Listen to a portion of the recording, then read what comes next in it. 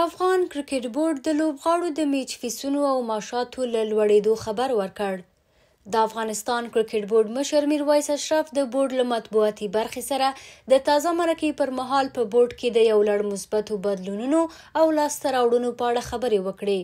په دې وروستیو کې یوه ناندریزه موضوع چې د لوبغاړو د معاشاتو لوړول وو او له امله یې د بورډ او ځینو لوبغاړو ترمنځ ناندرۍ راپورته شوې وې، تازه یې بورډ د حل خبر ورکړ. میرویس اشرف د خبرو پر مهال یاده وکړه چې د کورنیو لوبغاړو میچ فیسونه 2 برابره او د ملي لوبغاړو 4 برابره لوړ شوي.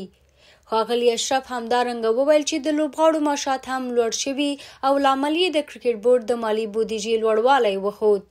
نوموړي همداراز په نږدې راتلونکي کې له بنګلادیش، آیرلنډ، نیوزیلینډ، استرالیا او پاکستان سره د دوه اړخیزو لوبو یادونه وکړه، خو د دقیق وخت او نیټو په اړه یې څه ونه ویل.